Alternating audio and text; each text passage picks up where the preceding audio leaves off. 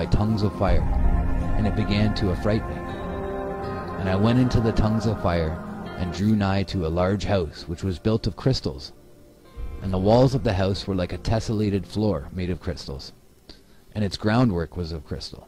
Its ceiling was like the path of the stars and the lightnings, and between them were fiery cherubim, and their heaven was as clear as water. A flaming fire surrounded the walls, and its portals blazed with fire. And I entered into that house, and it was hot as fire, and cold as ice. There were no delights of life therein. Fear covered me, and trembling got hold upon me. And as I quaked and trembled, I fell upon my face, and I beheld a vision. And lo, there was a second house greater than the former, and the entire portal stood open before me, and it was built of flames of fire. And in every respect it so excelled in splendor and magnificence and extent that I cannot describe to you its splendor and its extent. And its floor was of fire, and above it were lightnings in the path of the stars, and its ceiling also was flaming fire. And I looked and saw therein a lofty throne. Its appearance was as crystal, and the wheels thereof as the shining sun. And there was the vision of cherubim. And from underneath the throne came streams of flaming fire, so that I could not look thereon.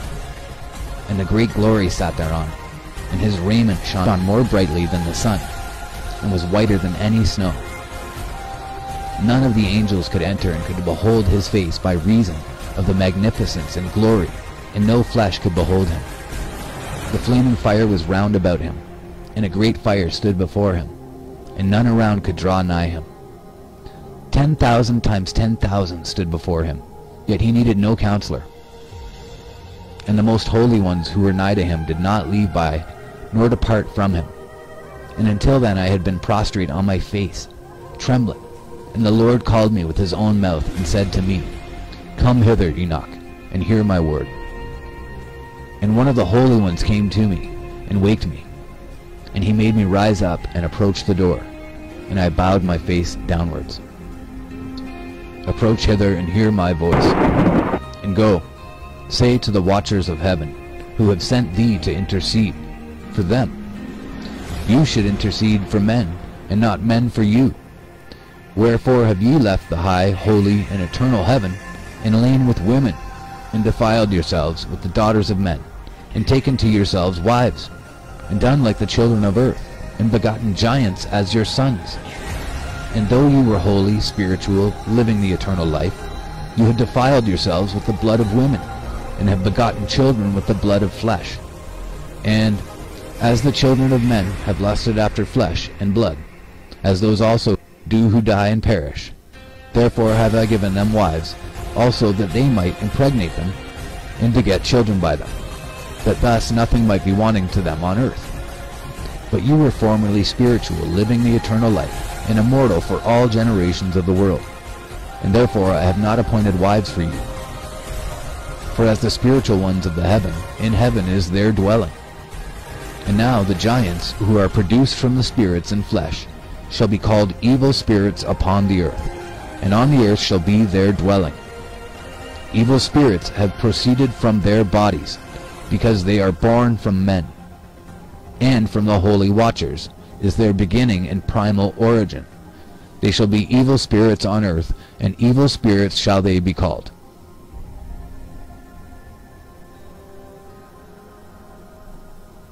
As for the spirits of heaven, in heaven shall be their dwelling. But as for the spirits of the earth, which were born upon the earth, and on the earth shall be their dwelling.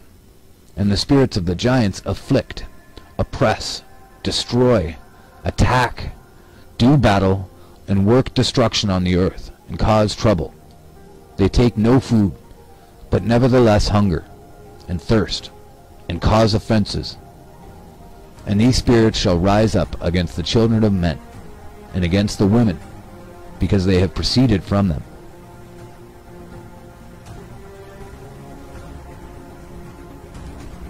Chapter 16. From the days of the slaughter and destruction and death of the giants, from the souls of whose flesh the spirits, having gone forth, shall destroy without incurring judgment, thus shall they destroy until the day of the consummation, the great judgment, in which the age shall be consummated. Over the watchers and the godless, yea, shall be wholly consummated. And now, as to the watchers who have sent thee to intercede for them, who had been aforetime in heaven, say to them, you have been in heaven, but all the mysteries had not yet been revealed to you, and you knew worthless ones. And these in the hardness of your hearts you have made known to the women, and through these mysteries women and men work much evil on earth. Say to them, therefore, you have no peace. Chapter 17. And they took and brought me to a place in which those who were there were like flaming fire. And when they wished, they appeared as men. And they brought me to the place of darkness, and to a mountain, the point of whose summit reached to heaven. And I saw the places of the luminaries, and the treasuries of the stars, and of the thunder, and in the uttermost depths where were a fiery bow and arrows, and their quiver, and a fiery sword, and all the lightnings. And they took me to the living waters, and to the fire of the west, which receives every setting of the sun. And I came to a river of fire, in which the fire flows like water, and discharges itself into the great sea towards the west. I saw the great rivers, and came to the great river, and to the great darkness, and went to the place where no flesh walks. I saw the mountains of the darkness of winter, and the place whence all the waters of the deep flow. I saw the mouths of all the rivers of the earth, and the mouth of the deep. I saw the treasuries of all the winds. I saw how he had furnished them with the whole creation, and the firm foundations of the earth. And I saw the cornerstone of the earth. I saw the four winds which bear the earth, and the firmament of the heaven. And I saw how the winds stretch out the vaults of heaven, and have their station between heaven and earth. These are the pillars of the heaven. I saw the winds of heaven, which turn, and bring the circumference of the sun, and all the stars to their setting. I saw the winds on the earth carrying the clouds. I saw the paths of the angels. I saw at the end of the earth the firmament of the heaven above. And I proceeded and saw a place which burns day and night, where there are 7 mountains of magnificent stones, 3 towards the east, and 3 towards the south. And as for those towards the east, one was of colored stone, and one of pearl, and one of jacinth, and those towards the south of red stone. But the middle one reached to heaven like the throne of God, of alabaster, and the summit of the throne was of sapphire. And I saw a flaming fire, and beyond these mountains is a region, the end of the great earth. There the heavens were completed. And I saw a deep abyss, with columns of heavenly fire, and among them I saw columns of fire fall, which were beyond measure, alike towards the height and towards the depth. And beyond that abyss I saw a place which had no firmament of the heaven above, and no firmly founded earth beneath it. There was no water upon it, and no birds, but it was a waste and horrible place. I saw there 7 stars like great burning mountains, and to me, when I inquired regarding them, the angel said, "This place is the end of heaven and earth. This has become a prison for the stars and the host of heaven. And the stars which roll over the fire are they which have transgressed the commandment of the Lord in the beginning of their rising, because they did not come forth at their appointed times. And he was wroth with them, and bound them till the time when their guilt should be consummated, even for 10,000 years. And Uriel said to me, Here shall stand the angels who have connected themselves with women, and their spirits, assuming many different forms, are defiling mankind, and shall lead them astray, into sacrificing demons as gods. Here shall they stand, till the day of the great judgment, in which they shall be judged till they are made an end of. And the women also of the angels who went astray shall become sirens. And I, Enoch, alone saw the vision, the ends of all things, and no man shall see as I have seen. So that was chapters 14 through 19. Chapter 20. And these are the names of the holy angels who watch. Uriel, one of the holy angels, who is over the world and over Tartarus. Raphael, one of the holy angels, who is over the spirits of men. Raguel, one of the holy angels who takes vengeance on the world of the luminaries. Michael, one of the holy angels, to wit, he that is set over the best part of mankind, and over chaos. Sadakael, one of the holy angels, who is set over the spirits who sin in the spirit. Gabriel, one of the holy angels, who is over paradise and the serpents and the cherubim. Remiel, one of the holy angels, whom God set over those who rise. And I proceeded to where things were chaotic, and I saw there something horrible. I saw neither a heaven above nor a firmly founded earth, but a place chaotic and horrible. And there I saw 7 stars of the heaven bound together in it, like great mountains and burning with fire. Then I said, For what sin are they bound, and on what account have they been cast in hither? Then said Uriel, one of the holy angels, who was with me and was chief over them, and said, Enoch, why dost thou ask, and why art thou eager for the truth? These are the number of the stars of heaven, which have transgressed the commandment of the Lord, and are bound here till 10,000 years. The time entailed by their sins are consummated. And from thence I went to another place, which was still more horrible than the former. And I saw a horrible thing, a great fire there which burnt and blazed. And the place was cleft as far as the abyss, being full of great descending columns of fire. Neither its extent nor magnitude could I see, nor could I conjecture. Then I said, How fearful is the place, and how terrible to look upon! Then Uriel answered me, one of the holy angels who was with me, and said unto me, Enoch, why hast thou such fear and affright? And I answered, Because of this fearful place, and because of the spectacle of the pain. And he said unto me, This place is the prison of the angels, and here they will be imprisoned forever. And thence I went to another place. Chapter 22. And thence I went to another place, and he showed me in the west another great and high mountain, and of hard rock. And there was in it 4 hollow places, deep, and wide, and very smooth. And there were 4 hollow places in it, deep and wide, and very smooth. 3 of them were dark, and 1 bright. And there was a fountain of water in its midst. And I said, How smooth are these hollow places, and deep and dark to view!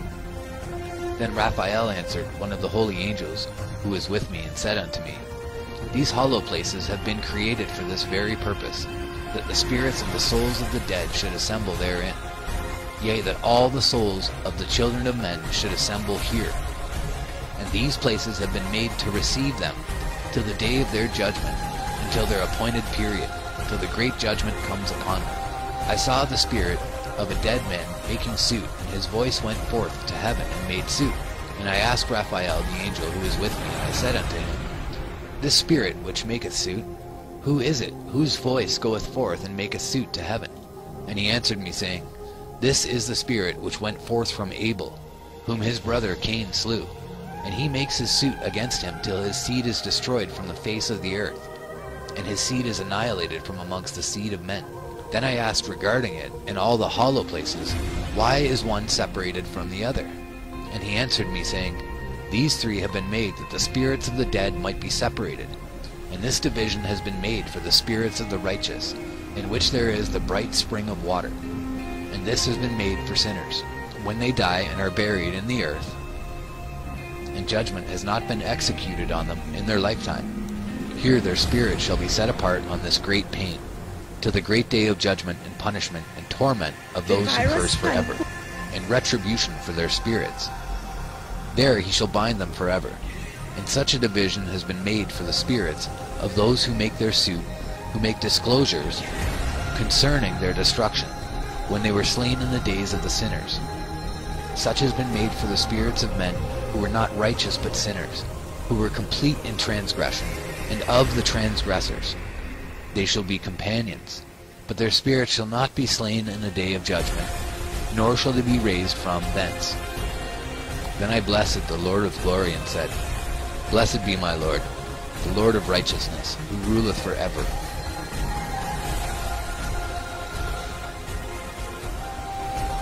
Chapter 23. The fire that deals with the luminaries of heaven.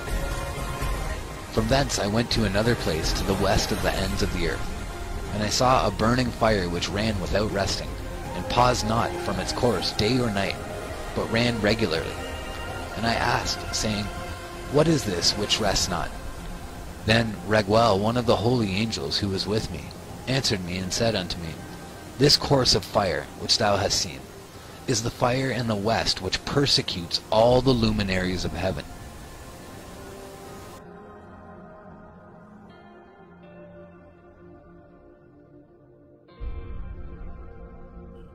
And from thence I went to another place of the earth, and he showed me a mountain range of fire which burnt day and night. And I went beyond it and saw 7 magnificent mountains, all differing each from the other, and the stones thereof were magnificent and beautiful, magnificent as a whole, of glorious appearance and fair exterior, 3 towards the east, 1 founded on the other, and 3 towards the south, 1 upon the other, and deep rough ravines, no one of which joined with any other. And the 7th mountain was in the midst of these, and it excelled them in height, resembling the seat of a throne. And fragrant trees encircled the throne, and amongst them was a tree such as I have never yet smelt. Neither was any amongst them, nor were others like it. It had a fragrance beyond all fragrance, and its leaves and blooms and wood wither not forever. And its fruit is beautiful, and its fruit resembles the dates of a palm. Then I said, How beautiful is this tree, and fragrant, and its leaves are fair, and its blooms very delightful in appearance. Then answered Michael, one of the holy and honored angels who was with me, and was their leader. And he said unto me, Enoch, why dost thou ask me regarding the fragrance of the tree? And why dost thou wish to learn the truth? Then I answered him, saying, I wish to know about everything, but especially about this tree. And he answered, saying, This high mountain which thou hast seen, whose summit is like the throne of God, is his throne, where the holy great one, the Lord of glory, the eternal King, will sit, when he shall come down to visit the earth with goodness. And as for this fragrant tree, no mortal is permitted to touch it till the great judgment, when he shall take vengeance on all, and bring everything to its consummation forever. It shall then be given to the righteous and holy. Its fruit shall be for food to the elect. It shall be transplanted to the holy place, to the temple of the Lord, the eternal King. Then shall they rejoice with joy and be glad, and into the holy place shall they enter, and its fragrance shall be in their bones. And they shall live a long life on earth, such as thy fathers lived. And in their days shall no sorrow, or plague, or torment, or calamity touch them. Then blessed I the glory of God, the eternal King, who hath prepared such things for the righteous, and hath created them and promised to give to them. And I went from thence to the middle of the earth, and I saw a blessed place in which there were trees with branches abiding and blooming, of a dismembered tree. And there I saw a holy mountain, and underneath the mountain to the east there was a stream, and it flowed towards the south. And I saw towards the east another mountain higher than this, and between them a deep and narrow ravine. In it also ran a stream underneath the mountain. And to the west thereof there was another mountain, lower than the former, and of small elevation, and a ravine deep and dry between them. And another deep and dry ravine was at the extremities of the 3 mountains. And all the ravines were deep and narrow, being formed of hard rock, and trees were not planted upon them. And I marveled at the rocks, and I marveled at the ravine. Yea, I marveled very much. Then I said, For what object is this blessed land, which is entirely filled with trees, and this accursed valley between? Then Uriel, one of the holy angels who was with me, answered and said, This accursed valley is for those who are accursed forever. Here shall all the accursed be gathered together, who utter with their lips against the Lord unseemly words, and of his glory speak hard things. Here shall they be gathered together, and here shall be their place of judgment. In the last days there shall be upon them the spectacle of righteous judgment, in the presence of the righteous forever. Here shall the merciful bless the Lord of glory, the eternal King. In the days of judgment over the former, they shall bless him for the mercy in accordance with which he has assigned them their lot. Then I blessed the Lord of glory, and set forth his glory, and lauded him gloriously. Chapter 28. And thence I went towards the east, into the midst of the mountain range of the desert. And I saw a wilderness, and it was solitary, full of trees and plants, and water gushed forth from above. Rushing like a copious watercourse which flowed towards the northwest, it caused clouds and dew to ascend on every side. And thence I went to another place in the desert, and approached to the east of this mountain range. And there I saw aromatic trees exhaling the fragrance of frankincense and myrrh. And the trees also were similar to the almond tree. Chapter 30. And beyond these I went afar to the east, and I saw another place, a valley full of water, and therein was a tree, the color of fragrant trees such as the mastic. And on the sides of those valleys I saw fragrant cinnamon. And beyond these I proceeded to the east. And I saw other mountains, and amongst them were groves of trees, and there flowed forth from them nectar, which is named Sarara and Galbanum. And beyond these mountains I saw another mountain to the east of the ends of the earth, whereon were aloe trees, and all the trees were full of stacte, being like almond trees. And when one burnt it, it smelled sweeter than any fragrant odor. Chapter 32. And after these fragrant odors, as I looked towards the north over the mountains, I saw 7 mountains full of choice nard and fragrant trees and cinnamon and pepper. And thence I went over the summits of all these mountains, far towards the east of the earth, and passed above the Erythraean Sea, and went far from it, and passed over the angel Zotiel. And I came to the garden of righteousness.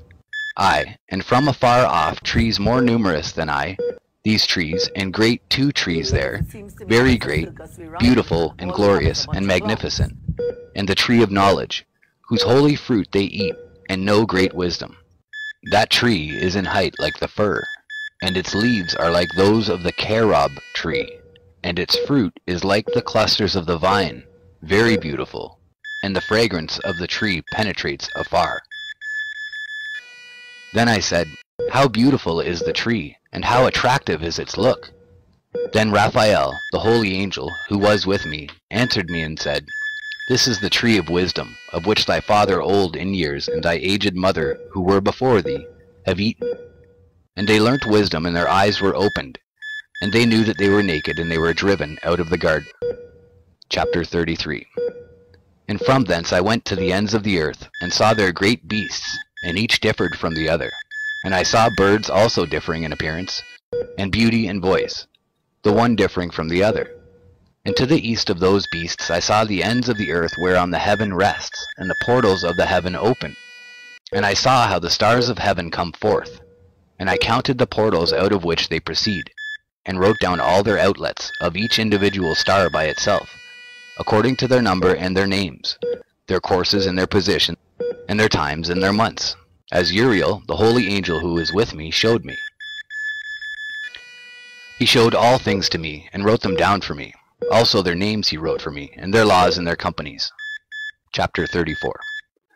And from thence I went toward the north to the ends of the earth. And there I saw a great and glorious device at the ends of the whole earth. And here I saw 3 portals of heaven open in the heaven. Through each of them proceed north winds. When they blow there is cold, hail, frost, snow, dew, and rain. And out of one portal they blow for good. But when they blow through the other 2 portals, it is with violence and affliction on the earth, and they blow with violence. Chapter 35. And from thence I went towards the west to the ends of the earth, and saw there 3 portals of the heaven, open such as I had seen in the east, the same number of portals and the same number of outlets. Chapter 36. And from thence I went to the south, to the ends of the earth, and saw there 3 open portals of the heaven, and thence there came dew, rain, and wind.